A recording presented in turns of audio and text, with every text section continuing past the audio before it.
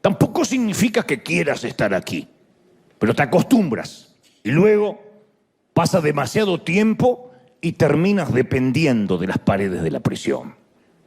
Y el resto le dice, claro, sí, amén.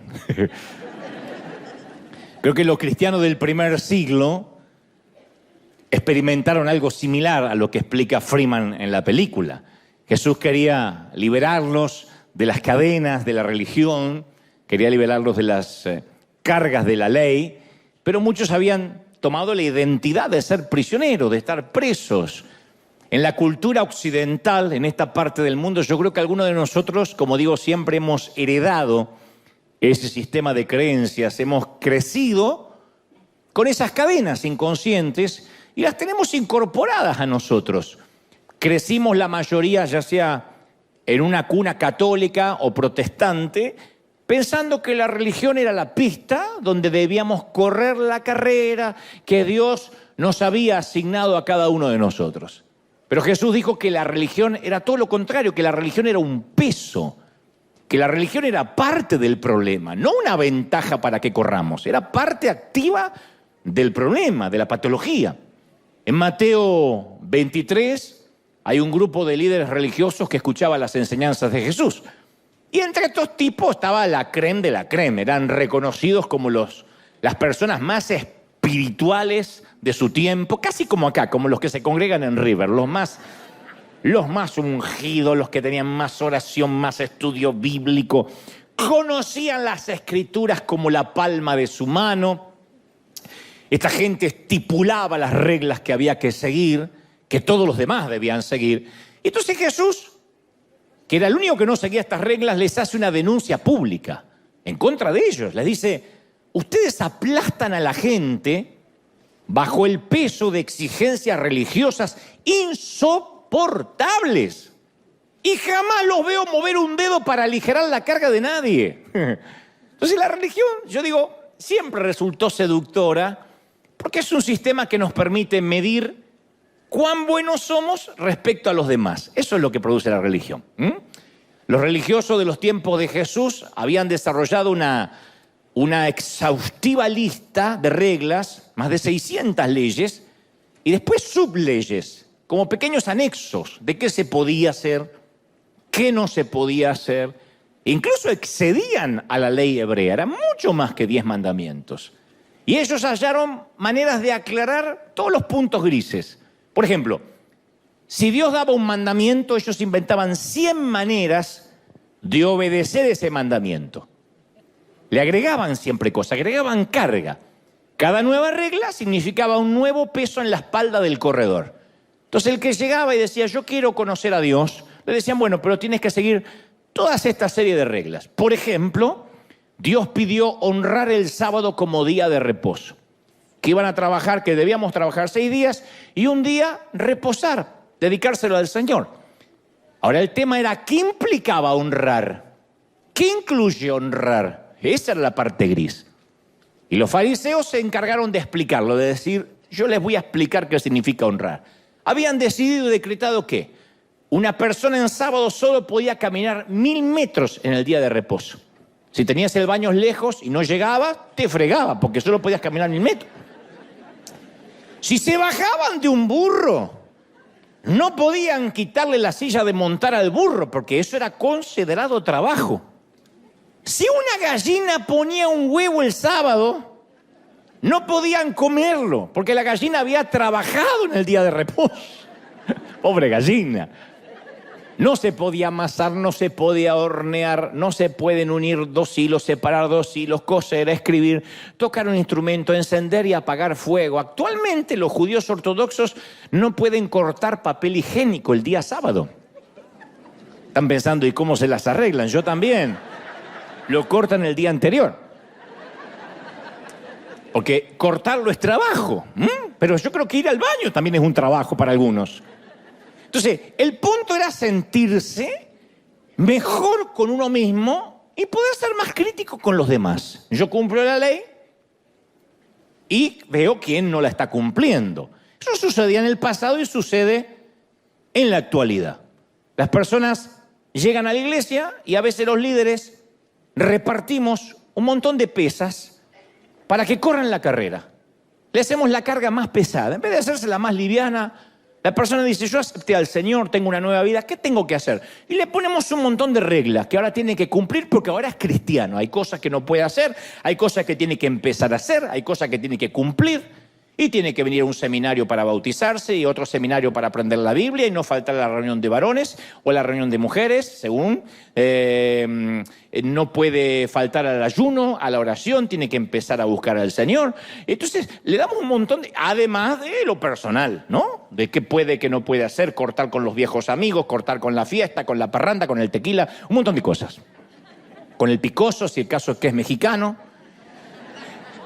Y, por ejemplo, la Biblia nos enseña que debemos vestirnos modestamente. Porque ustedes dirán, bueno, pero ya no hacemos eso que si la gallina pone un huevo no lo podemos comer. No, porque nosotros no guardamos el sábado, pero este es un ejemplo. La Biblia dice que debemos vestir modestamente. Y nosotros también interpretamos las zonas grises. Porque la pregunta es, y bueno, ¿y qué incluye modestamente? Bueno, según en cada cultura. Porque si le preguntamos a las personas de Medio Oriente y África del Norte, ¿qué es ser modesto o modesta? Ellos dirían que cualquiera de nuestras mujeres occidentales de sana doctrina, que usan falda larga y muestran su cabello, serían comparadas a una prostituta. Porque en Irak, Libia, Arabia Saudí, Sudán, las mujeres tienen que vestir en público una túnica larga, generalmente negra, hasta los tobillos, un velo para cubrir la cabeza, el cabello, y se les ven únicamente los ojos. La mayoría no sabe con quién se está casando. No sabe si es la chica o el suegro que está disfrazado. Ahora, sin embargo, en Occidente, al igual que los judíos en la época de Jesús, nosotros tenemos que definir qué es vestir modestamente. Es decir, bueno, hay sitios que dicen que las mujeres, por ejemplo, no usen pantalones, que los vestidos no sean muy ajustados, que las faldas nunca estén por encima de la rodilla. Nosotros tenemos que definir las zonas grises, como hacían los judíos. Otro ejemplo, la Biblia nos enseña que no debemos permitir que ninguna palabra corrompida salga de nuestra boca. ¿Cuáles son exactamente esas palabras corrompidas? Porque hay muchas palabras mexicanas, muchas son tan creativos. Muchas palabras españolas. No saben cómo yo sufro cuando me toca ir al viejo continente, España. Que para mí son insultos groseros. Son insultos. Y otras palabras argentinas que para mí no significan nada malo. Pero que yo las he probado de decir y avergüenzan y sonrojan al extranjero. Y dice, no digas esa grosería. Y para el argentino no es una grosería. Y lo mismo pasa para el salvadoreño, para el colombiano, para el costarricense. ¿Qué son las palabras corrompidas? Tampoco podemos tomar el nombre del Señor en vano, pero sí podemos decir, ay, my gosh, my goodness. Es decir, podemos cambiar un poquito la pronunciación para poder usar el nombre de Dios en vano sin tener que nombrar a Dios necesariamente. La Biblia dice que guardemos nuestro corazón y ante la duda de todo lo que eso podría implicar, le agregamos cláusulas, le agregamos subcláusulas. Añadimos cosas como no mirarás películas con mucha sangre, no escucharás música secular, porque eso es cuidar el corazón. Cuando aparezca una escena erótica o de sexo, adelantarás esa parte de la película rapidito. Puedes escuchar a Taylor Swift y algo de Luis Miguel, pero nunca algo del estilo de Maluma o Bad Bunny, jamás. Que además si lo escuchas es de mal gusto, ¿no? Entonces vamos agregando nuevas cargas a la lista. A ver, no estoy haciendo un juicio de valores de lo que está bien o lo que está mal. Lo que trato es dar ejemplos de cómo cuando la Biblia nos dice algo tratamos de buscar qué quiso decir y definir las zonas grises. Bueno, ¿qué es vestir modestamente? Hay iglesias donde no dejarían entrar a la mayoría de las mujeres que están aquí. Porque dirían, no, con pantalones no, con ese tipo de falda no. Porque ellos definen qué quiso decir el Señor con modestamente. Y insisto, si vas a Medio Oriente, todas, ninguna entraría y ninguno de los varones tampoco. Entonces, lo que tratamos a veces de hacer es agregar cositas que nos parecen a nosotros y después las predicamos como si fueran dichas o escritas por el dedo de Dios. Porque para un religioso no hay nada más divertido que revisar las reglas, enmendarlas, agregarles cosas y luego exigírselas a los demás. Entonces la religión nos da esa sensación de superioridad. Como esos tipos musculosos que van al gimnasio con la camiseta ajustada. Porque hay tipos que van al gimnasio para tener músculo y para estar en forma y tener salud. Y otros que van para que los vean. Es una cuestión de hedonismo, de esteticismo. Esos tipos que van así y todo el tiempo y se aceitan todo el tiempo y están así y pasan al lado y se miran. Están enamorados de ellos, se aman. Y le agregan más peso a la barra. Y cuando la levantan emiten un gruñido fuerte para que se escuche en todo el gimnasio. Que es el mismo ruido que hacemos nosotros cuando estamos estreñidos de vientre, pero ellos lo hacen para levantar la barra. Eso es la religión. En Lucas 11 encontramos la historia de un religioso que estaba haciendo eso, levantando la barra y haciéndose ver. Y Jesús está comiendo en la casa de un fariseo y no se había lavado las manos. No se lavó las manos antes de comer. Y esa era una de las tantas leyes religiosas que no era solamente de buen gusto, un tema de asepsia, como podemos tener en casa, que le decimos a los chicos, lávense la mano antes de comer, pero no lo hacemos por religión, lo hacemos por una cuestión de salud. Bueno, acá era un tema religioso. Habían inventado y se lo habían impuesto al pueblo, que no se podía comer con manos inmundas. Y que Jesús no se lavara las manos antes de comer no era un descuido accidental, ni que se olvidó. Conociendo a nuestro Señor, estaba provocando al tipo de la musculosa. Lo estaba provocando.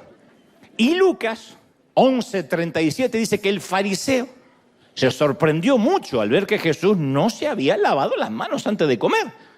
Entonces Jesús le dijo, ustedes los fariseos me hacen reír, se lavan por fuera, pero por dentro son mala gente.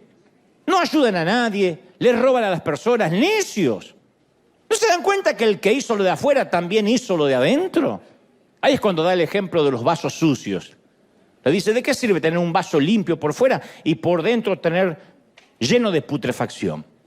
Nosotros somos similares a los fariseos. Capaz que no mostramos la insignia de habernos lavado las manos, pero decimos, esta es mi insignia de nunca haberme emborrachado.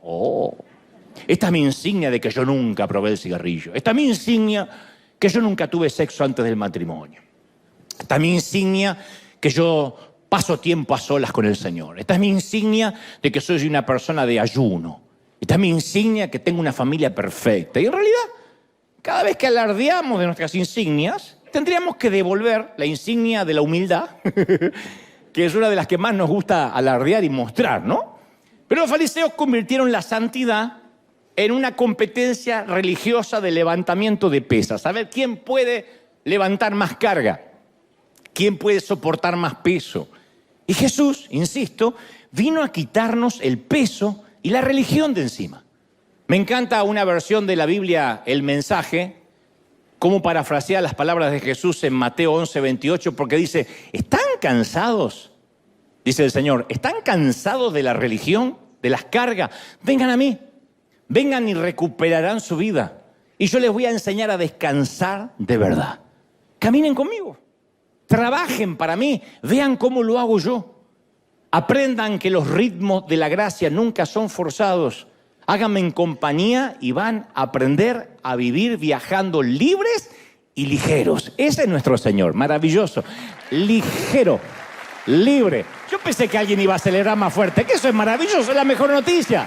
Venid a mí, todos los trabajados, cargados, y los haré descansar. Los haré descansar. Nadie puede ser santo y cansarse de ser santo. Y si se cansa es porque está siguiendo las reglas. Y tarde o temprano terminamos cayendo en las comparaciones odiosas con el resto. Como no las podemos seguir, decimos, bueno, pero es que yo no soy tan pecador como el otro. Ese es el tema, ese es el punto. La religión hace eso.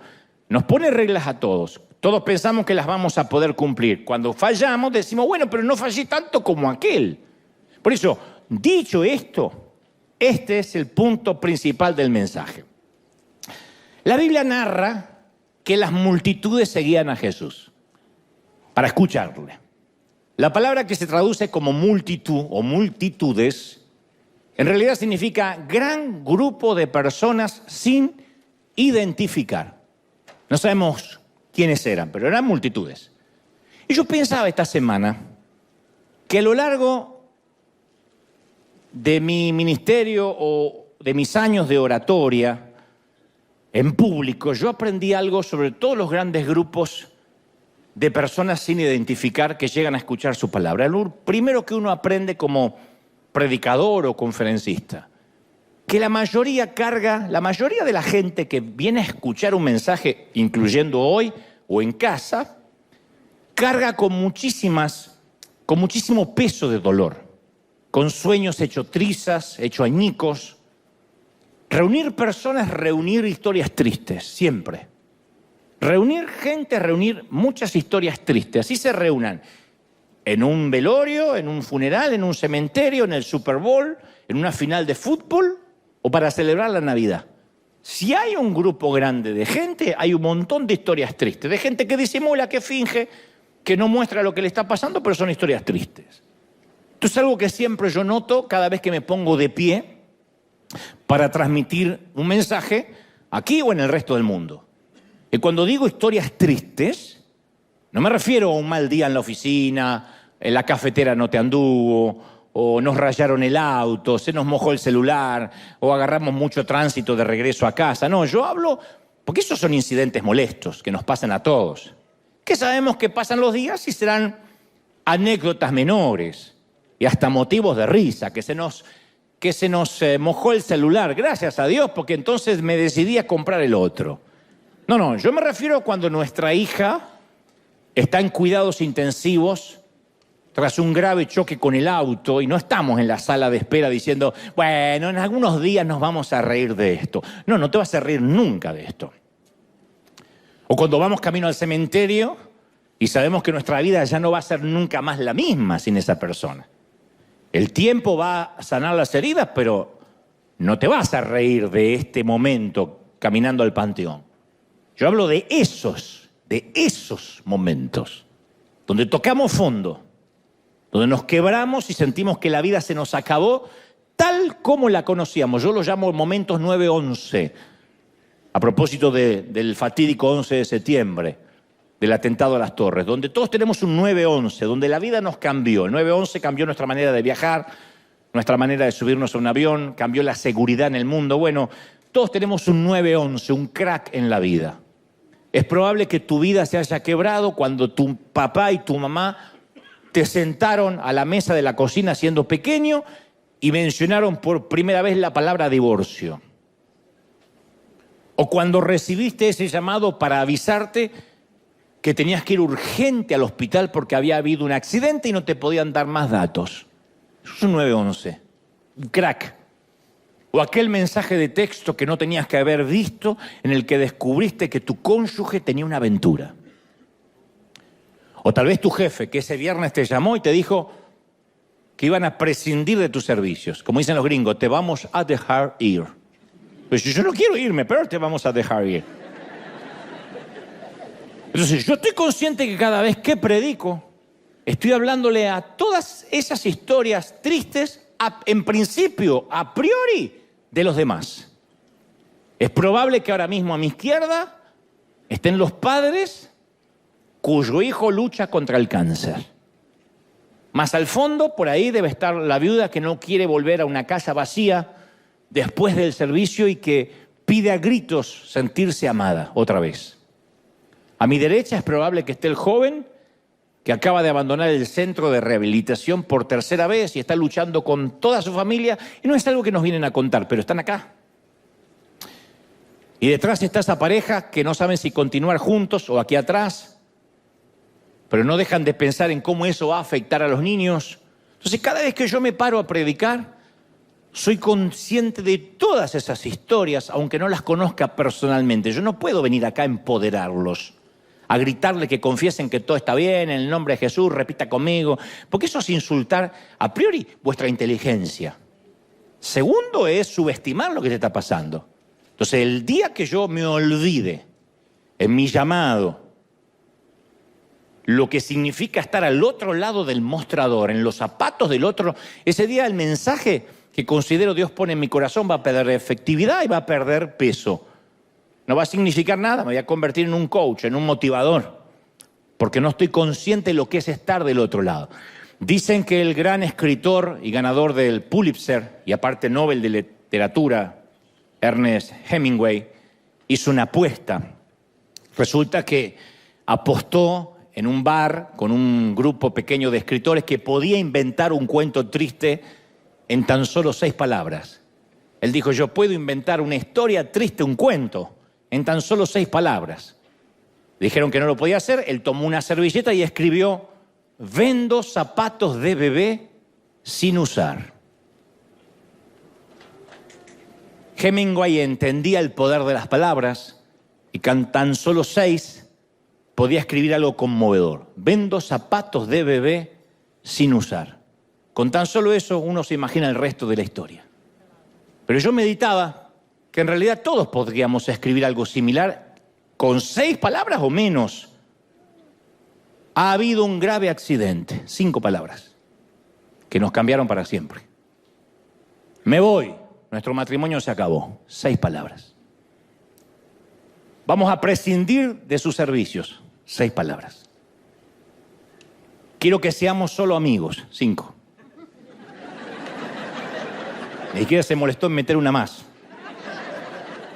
El cáncer no responde al tratamiento, 6 palabras. Tenemos que pensar en el funeral, 6. No podremos tener hijos, 4.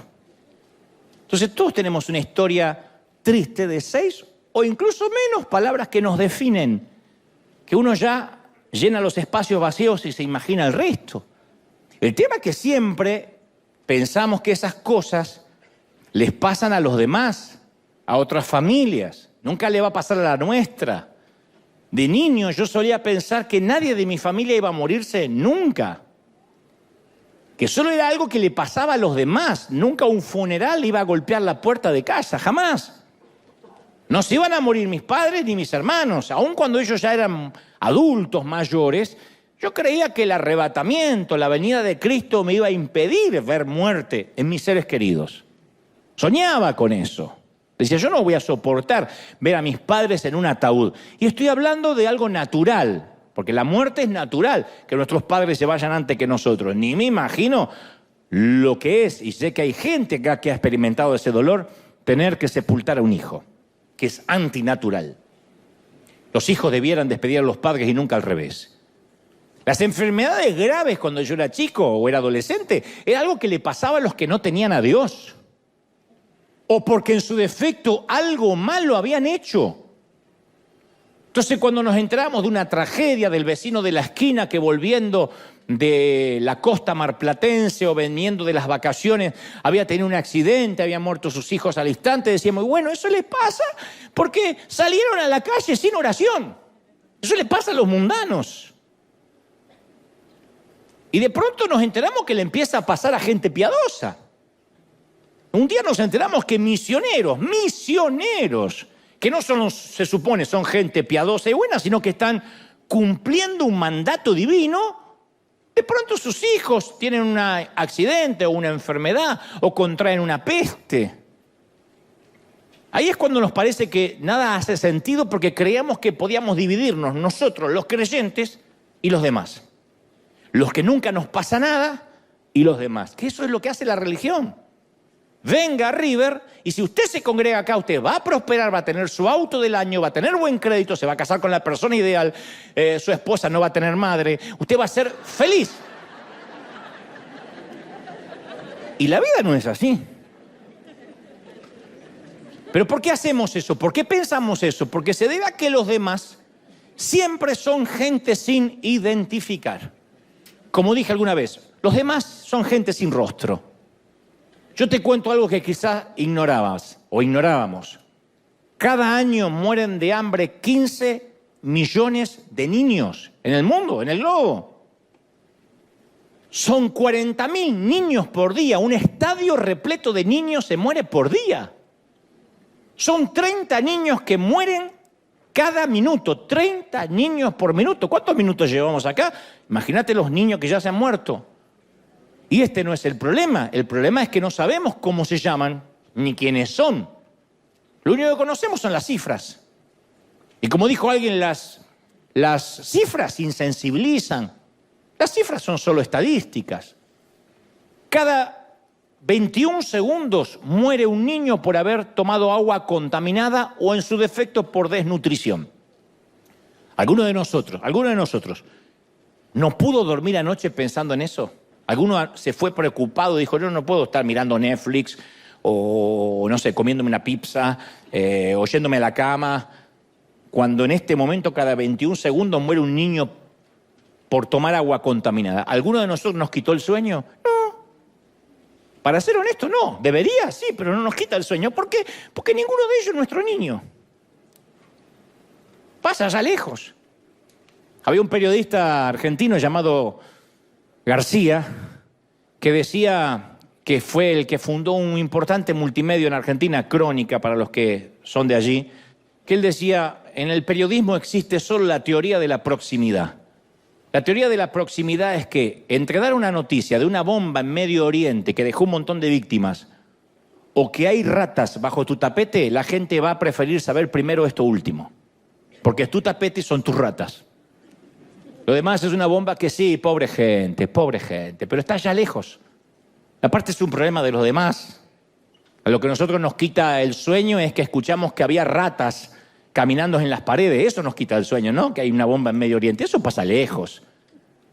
Porque nunca sostuvimos en nuestros brazos a un nene que está agonizando de hambre, por lo general.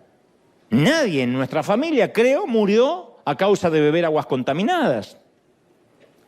La mayoría no conoce a nadie cercano que haya sido secuestrado, un niño o una niña secuestrada y vendida como esclava o esclavo sexual.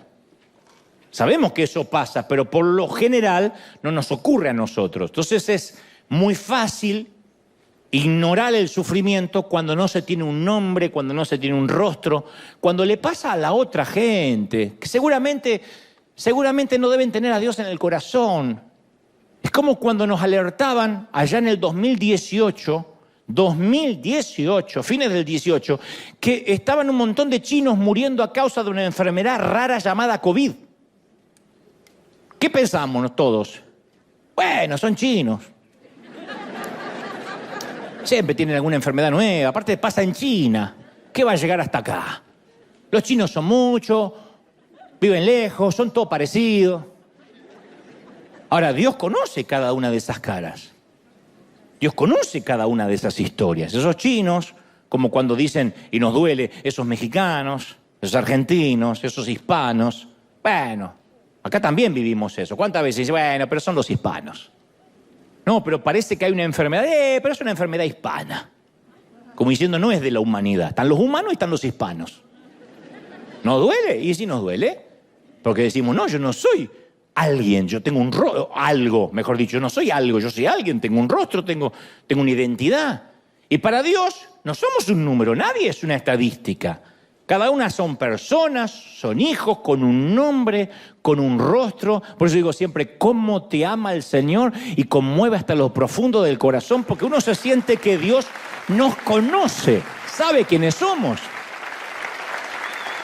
A ver si recordamos, uno de los peores flagelos psicológicos que nos dejó la pandemia fue el no poder vernos la cara durante 2 años. Esto no es un tema menor. Parece que las mascarillas fue casi el efecto colateral, casi inocuo de la pandemia. Pero no, 2 años, casi 2 años tratando de sonreír con los ojos, hablando más alto de lo que deberíamos, respirando menos aire puro. Hagan memoria de lo que era subir un avión, a un bus, a entrar a un mercado. Nos fuimos olvidando los gestos cotidianos. Fue un espanto. Fue un espanto el tener que hablar con un mesero, con un empleado del banco, una cajera y no saber qué transmitía su rostro. Porque la mayor pérdida que nos impuso la mascarilla fue la de la sonrisa, porque la sonrisa es el elemento que acerca a las personas, que da confianza, que da credibilidad. Caramba, que lo saben los políticos, siempre se sacan fotos sonriendo, aunque sean el diablo encarnado. Por eso es una ironía y una locura haber visto a pastores predicar con tapabocas. O a adoradores y músicos con la cara tapada. Entonces luego de que pasa la pandemia nos quedó una sociedad mucho más triste, mucho más desconfiada, una sociedad mucho menos empática. Aquel que crea que la pandemia solo fue eso, una pandemia, no entendió que el mundo cambió tal como lo conocíamos, quedó una sociedad mucho más iracunda y menos empática. De hecho, había un síndrome que muchos no quieren, ni querían sacarse la máscara, porque ya no tenían que sonreír, porque ya no tenían que mostrar su cara, no tenían que maquillarse, no tenían que disimular, y decía, yo me la voy a seguir poniendo de por vida. Hubo gente que necesitó un tratamiento psicológico, terapia, para sacarse la máscara. Porque ya no hay que simular, ya no hay que poner una expresión facial para agradar al otro, ni siquiera lavarte los dientes si no quieres. Por eso hay tanta gente que luego de la pandemia no quiso regresar a las iglesias. Claro, porque algunos le tomaban la temperatura antes de entrar, las higienizaban con alcohol o los mandaban de vuelta si estornudaban. Entonces se genera, no.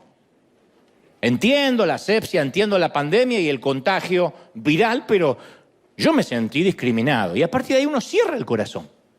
Se da cuenta que puede vivir sin la iglesia, sin congregarse, sin un pastor. Muchos se preguntan, ¿por qué luego de la pandemia muchas congregaciones nunca más volvieron a llenar sus asientos? Hay gente que desapareció.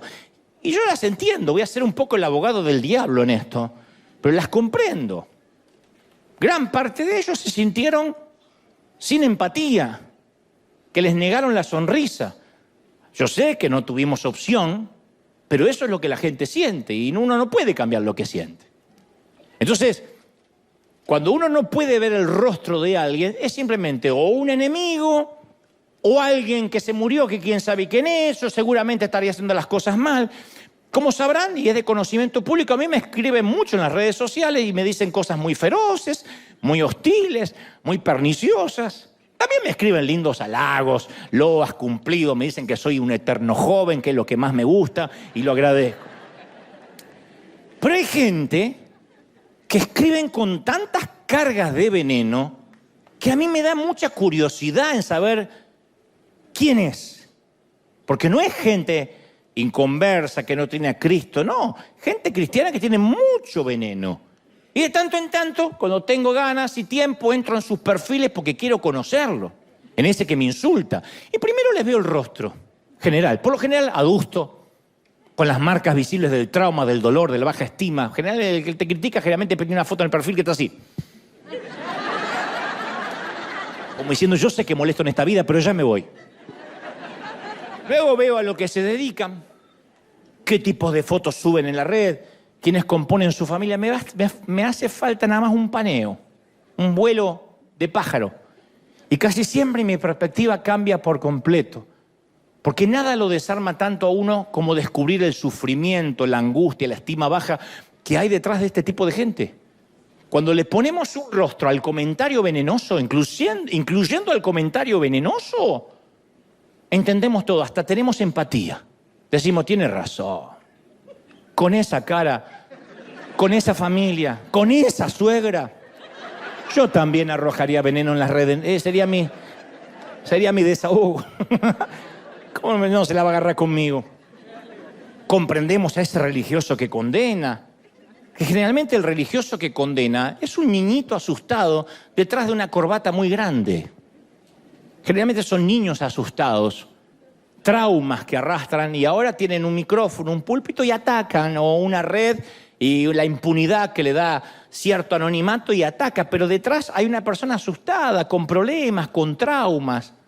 Hay una pequeña historia que revela esto mismo. Dice que mientras que se peleaba la guerra civil española, George Orwell tuvo un encuentro con el enemigo que había ido a matar. El famoso escritor inglés Orwell había ido a combatir el fascismo. El fascismo es una ideología política, un sistema de gobierno totalitario de extrema derecha que se opone a la democracia y que inicialmente nació en Europa. El primer régimen fascista fue en Italia, la Italia de Benito Mussolini, la Alemania de Hitler, la España de Franco, y después algunos dictadores latinos, que siempre están copiando todo, copiaron el modelo. Saludo enorme a los chicos. Bueno, y Orwell relata que cuando iba a dispararle a un soldado fascista, se bajó el pantalón, quedó en calzones, y levanta los pantalones en alto así. Y Orwell dice, yo no pude dispararle debido a ese pequeño detalle de los pantalones. Porque yo había llegado ahí para dispararle a un enemigo, no a un hombre que sostiene en alto sus pantalones. Alguien que tiene en alto sus pantalones no es un enemigo, es otro ser humano igual que yo. Ese detalle hizo que no lo pudiera matar.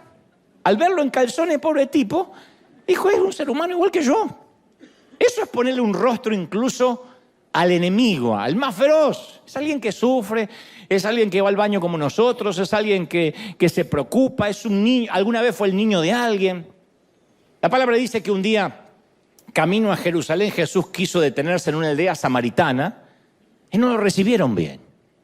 Y sus discípulos dicen siempre con esa manía que tenemos nosotros de ver los demás, los otros, la gente sin rostro, le dijeron, ¿no quieres que hagamos caer fuego del cielo y los destruyamos? ¡Oh, oh! Mirá vos, era Thor el tipo, era el Capitán América. ¿No quieres que haga descender fuego del cielo? Y pensaban que Jesús le iba a agradar la propuesta, porque lo habían rechazado a él.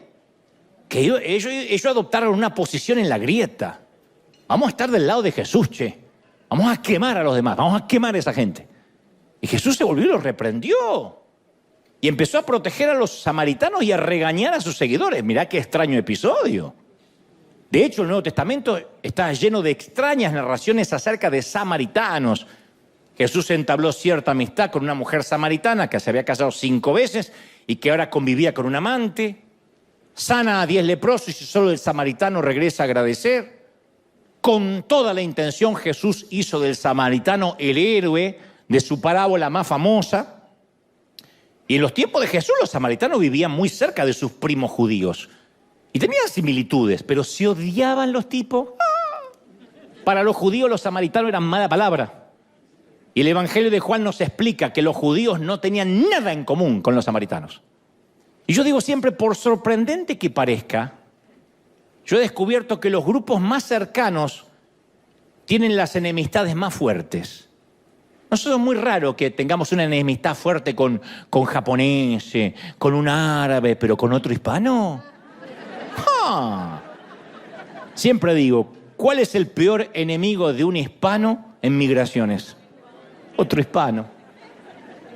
Yo cometí el error hace 30 años, decía, no me voy a poner en la fila del gringo, mejor me pongo en la fila del hispano, este mexicano me va a ayudar. Tu abuela era el Chompiras. ¿Y por qué viene? ¿Y que me está mintiendo? Y yo veía al gringo que hacía, next. Y digo, ¿por qué no fui con ese hueso colorado? Me vengo con este. De alguna forma la gente que somos parecida, generalmente se genera más rencilla. Mucho más que dos grupos opuestamente distintos. Cuando los fariseos querían insultar y ofender a Jesús, decían, ¿no tenemos razón, Jesús, en decirte que eres un samaritano y estás endemoniado?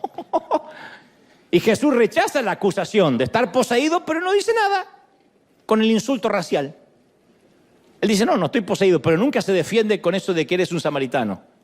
Porque nunca odiamos a quien tiene una religión extraña, pues no lo entendemos. El problema radica cuando nos peleamos quién de nosotros, los evangélicos, tiene la exclusividad de Cristo, quién es el dueño de la verdadera franquicia. Y este es profeta verdadero, aquel es medio falso, este no es el verdadero. De ahí surgen las divisiones de la doctrina. Bueno, pero este no es el punto. Hay una magnífica conferencia en TED de la socióloga Brené Brown, donde ella habla acerca de la vulnerabilidad, que tiene millones de reproducciones, y cada vez más. Y uno de los factores importantes de la popularidad de esta conferencia es que todos queremos esa enorme libertad de poder admitir que somos como los demás, que llegamos al límite, que estamos quebrados, que tenemos historias tristes de 5 o 6 palabras. Ella dice, todos somos esa gente. Todos en algún punto somos los demás. Nosotros somos los demás de los demás. Pensamos que somos nosotros y los demás. No, todos somos los demás de alguien. Primero hay que aclarar a quiénes llamamos nosotros los demás.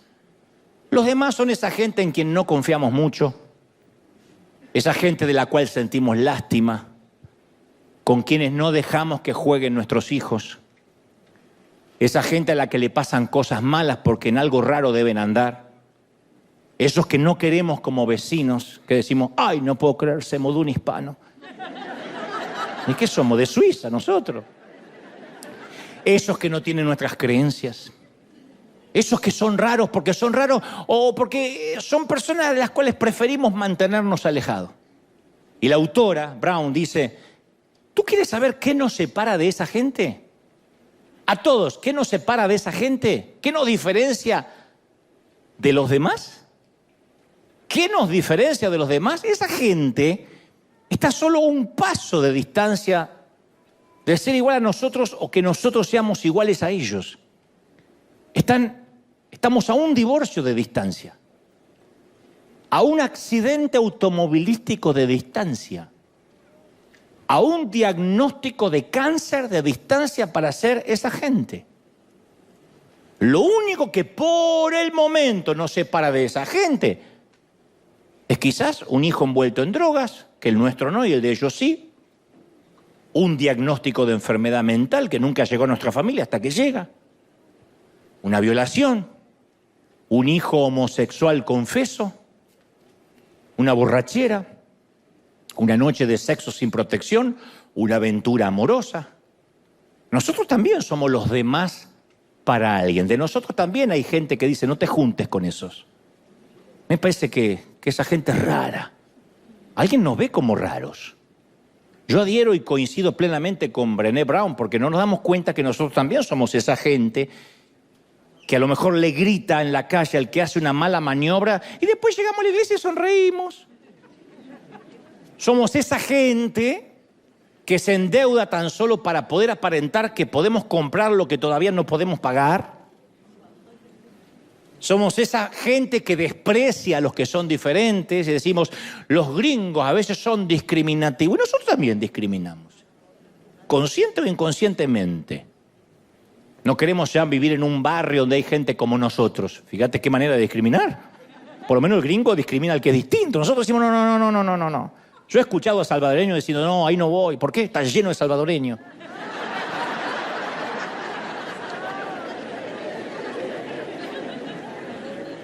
Somos esa gente que en ocasiones visita sitios que no debería ver en internet para luego borrar el historial con vergüenza. Somos esa gente que trabaja 15 horas por día para mantener un estilo de vida que nunca tenemos tiempo ni siquiera para disfrutar. Somos esa gente con puertas rotas de un puñetazo o descolgada de sus bisagras porque un día las cerramos violentamente en un ataque de ira. Somos esa gente que se pasa 3 horas en las redes sociales tratando de convencer a los demás que nuestras vidas son mejores que las de ellos. Y no nos damos cuenta que estamos tan quebrados como los demás. Que la religión es la que hace que nos pongamos en la vereda de enfrente. Pero somos esa gente. No somos nosotros y los demás. Todos podemos tener el mismo accidente, el mismo hijo que nos confiesa lo mismo, descubrir una infidelidad, todos. Pero nosotros nos solemos poner en otra vereda, no solo por razones religiosas, sino también a veces por etnia, por una cuestión de cultura, de raza, para diferenciarse por lo menos del otro.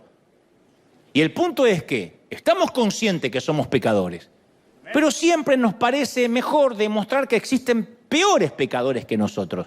Eso nos da una sensación de, bueno, yo no puedo cumplir la ley, pero hay otros que la pueden cumplir menos.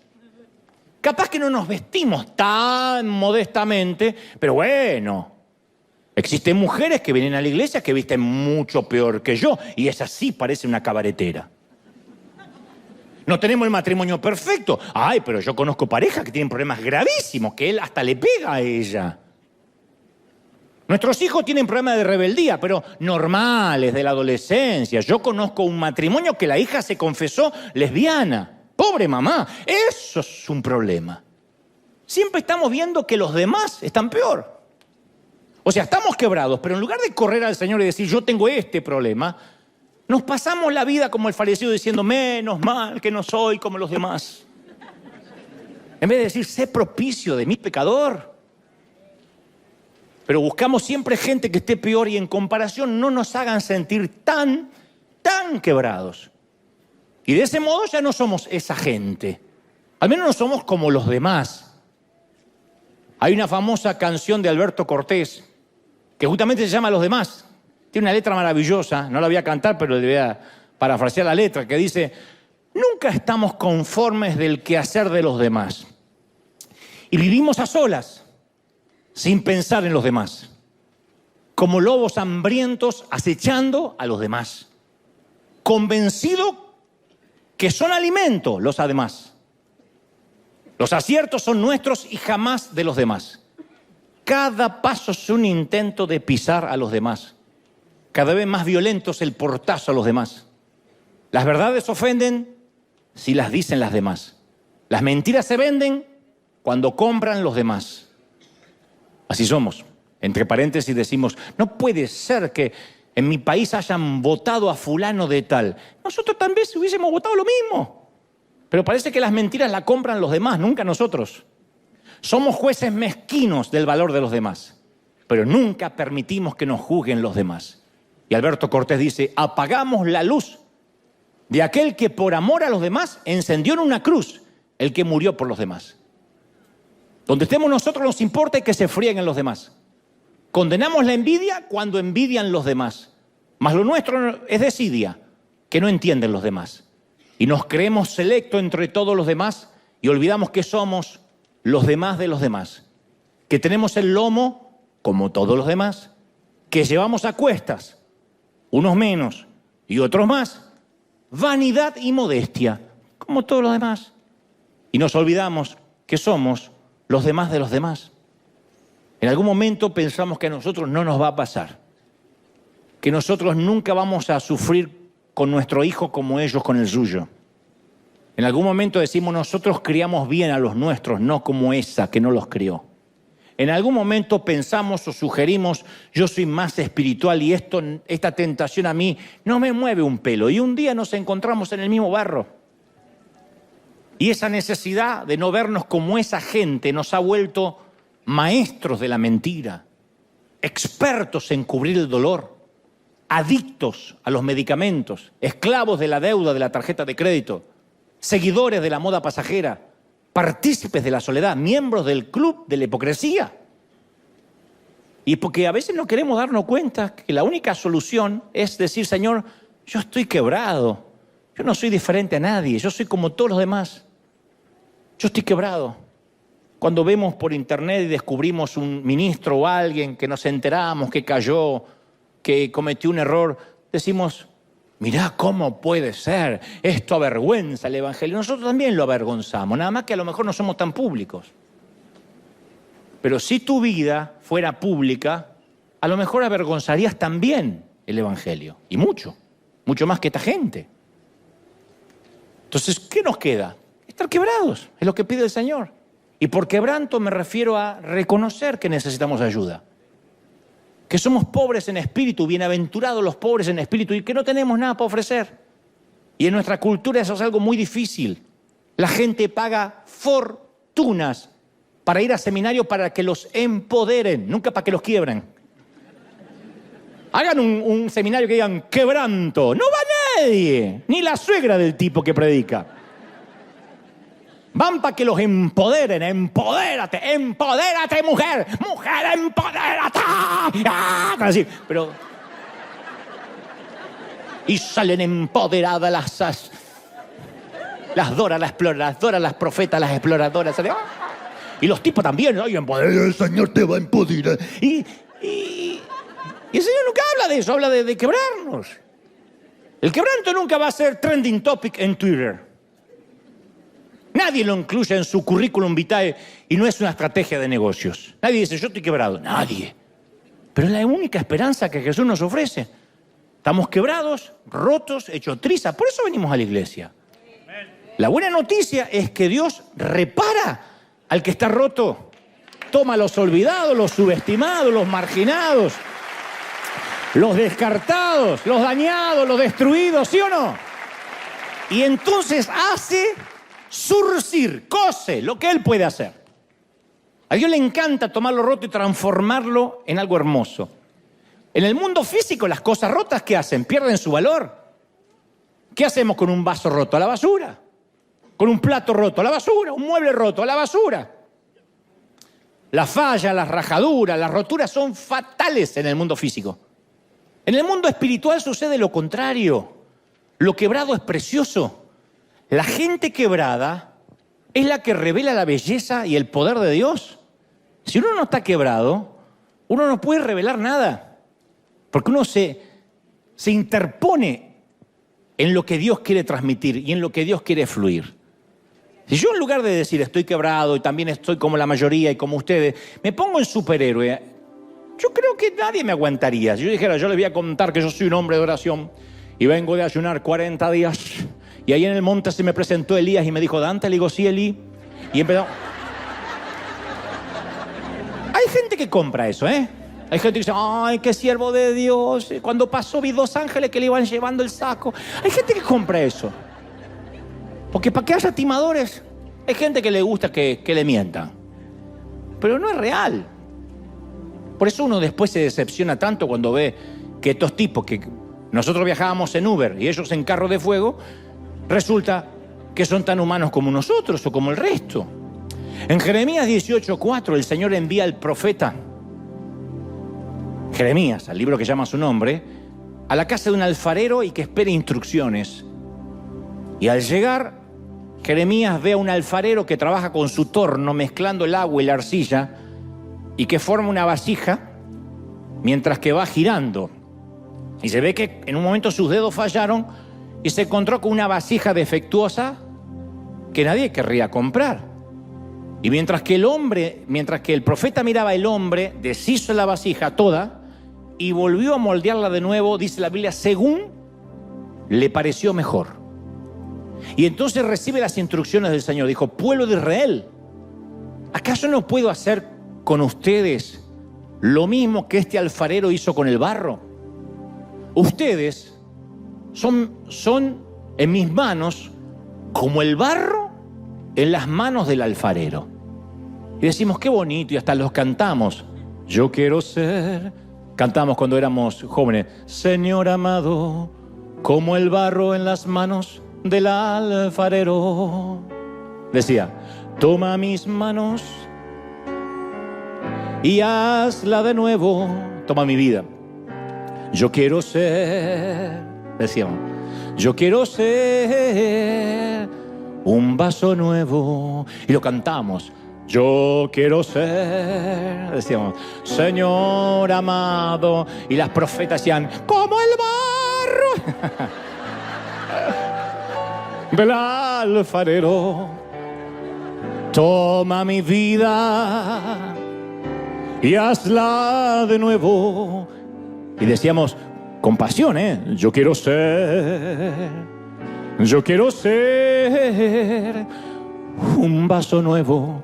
La imagen de Dios sentado con el alfarero de fondo, mirando la vasija defectuosa y negándose a descartarla. El alfarero hizo según le pareció mejor, con la misma porción de arcilla, con las mismas grietas, pero hecha nueva. Esta es mi oración. Señor, toma mis partes rotas. Yo quiero ser un vaso nuevo. Según te parezca mejor. No lo que yo opine.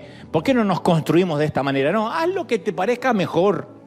La cuestión es, porque el Señor lo va a hacer, quieras o no, querramos o no, nos va a desarmar y nos va a volver a armar. El tema es si estamos dispuestos a que se nos vean las grietas, que se nos vean los hilos. Porque la religión hace que no se nos vean los hilos. Que el que menos muestra los hilos del titiritero parece más espiritual, más independiente. Más ora, más sigue las reglas. Y el tema es que se vean las grietas.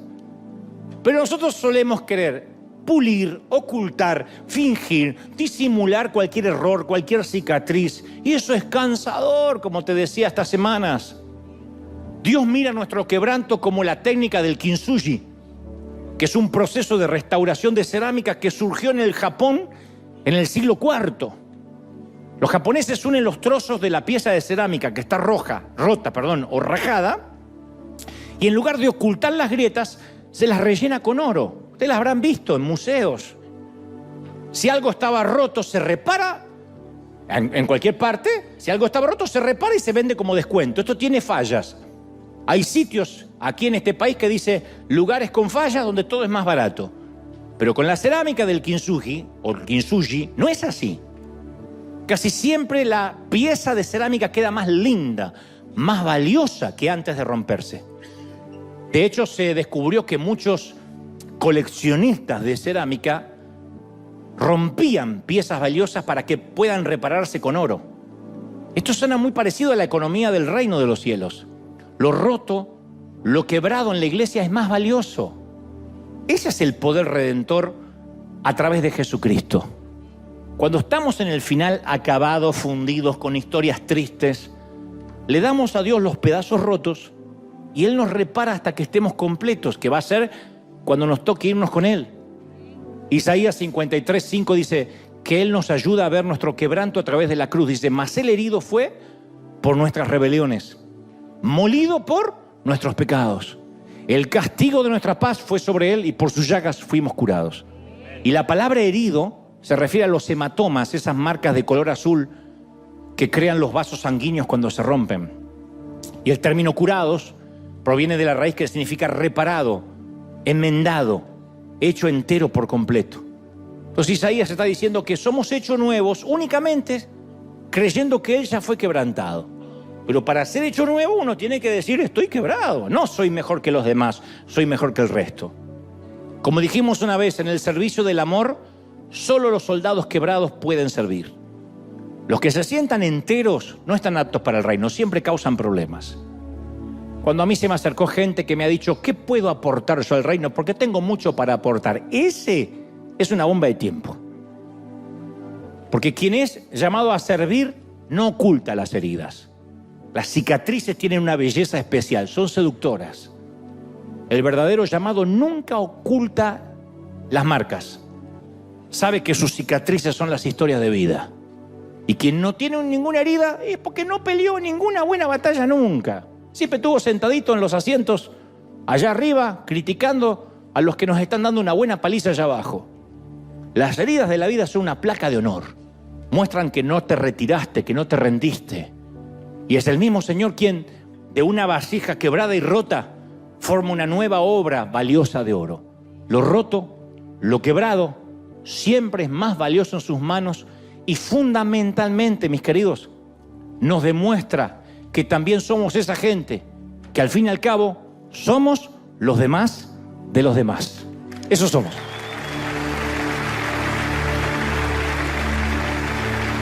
Vamos a dar gracias por las rajaduras de la vida. Vamos a dar gracias con un aplauso por las rajaduras de la vida, por las cicatrices, por las heridas. Dar gracias a Dios porque somos sobrevivientes de la vida. Alguien tiene que celebrar más que eso. ¡Aleluya! Impresionante. Y vamos a vivir en libertad, ¿sí o no? Eso somos. Hace poco alguien decía, no puedo creer que en River estén haciendo apología del pecado, de estar quebrado, de estar rotos, y eso va a ocasionar libertinaje. No, eso ocasiona libertad.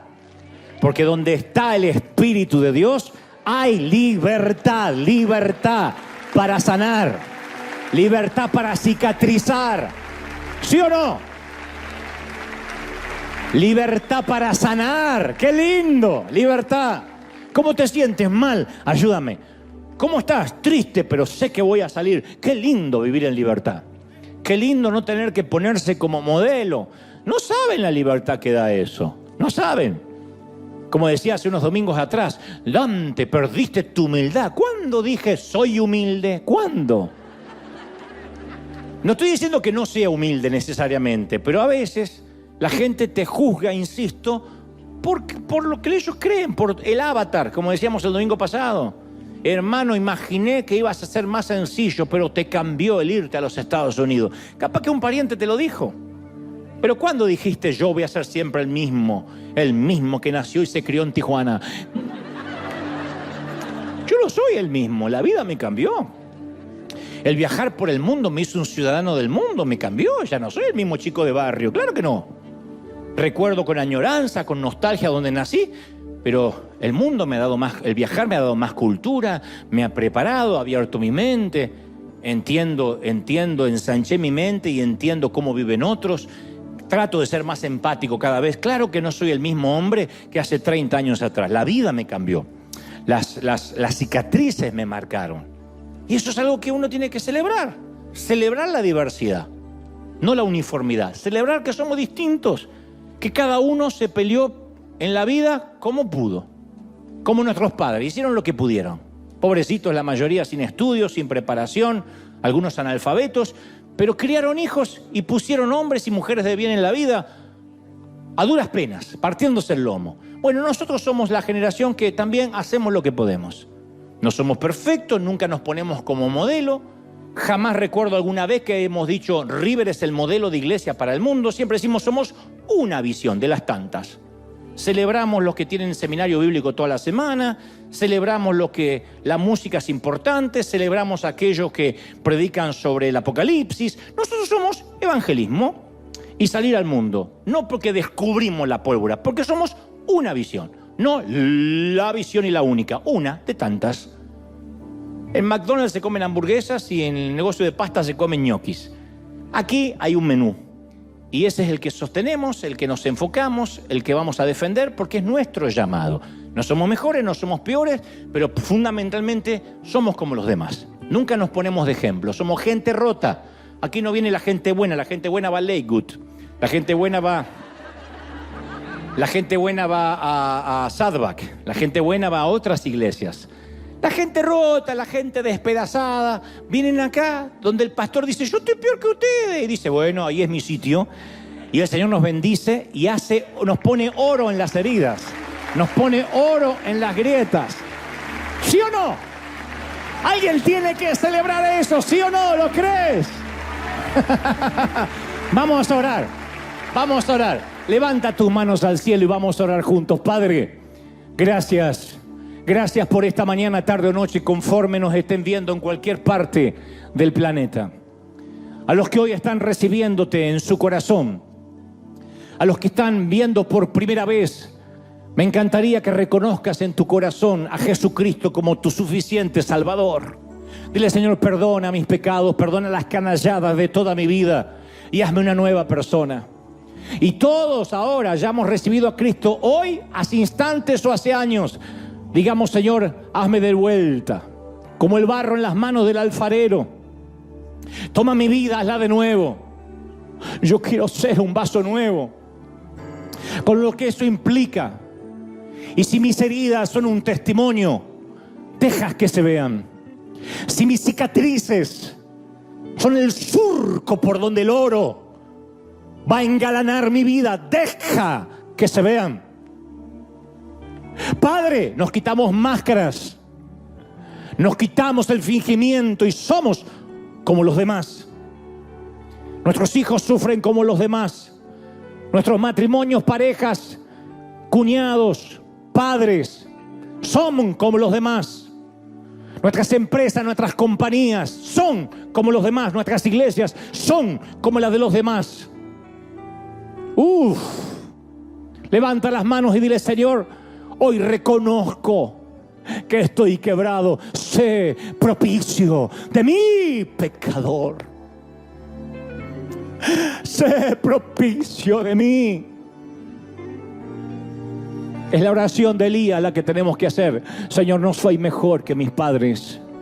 No soy mejor que nadie. Solo soy una persona necesitada de ti.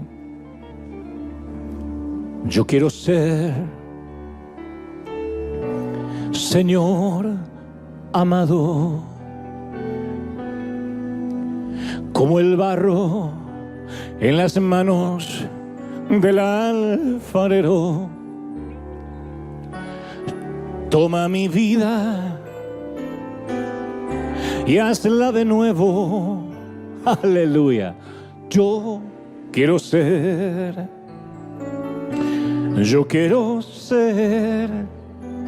de verdad un vaso nuevo. Padre, mira las manos que se levantan ahora. Hazme otra vez. Bendice el Señor tus heridas y tus grietas. Las rellene con oro, con piedras preciosas. las rellene el Señor con la gracia, el favor, la unción y su presencia. Su aceite toque los sitios oscuros, hostiles, álgidos. ¿Ves? Sana Dios, sana Dios. Más, más, más. Bendigo tus heridas de vida. Bendigo tus cicatrices de batalla, mi querida, mi querido. Porque son esas marquitas, esas marcas, las que te hacen alguien atractivo para Dios, para usarte, para que seas un canal de bendición. Son las que permiten que seas alguien que entienda los que están del otro lado del mostrador.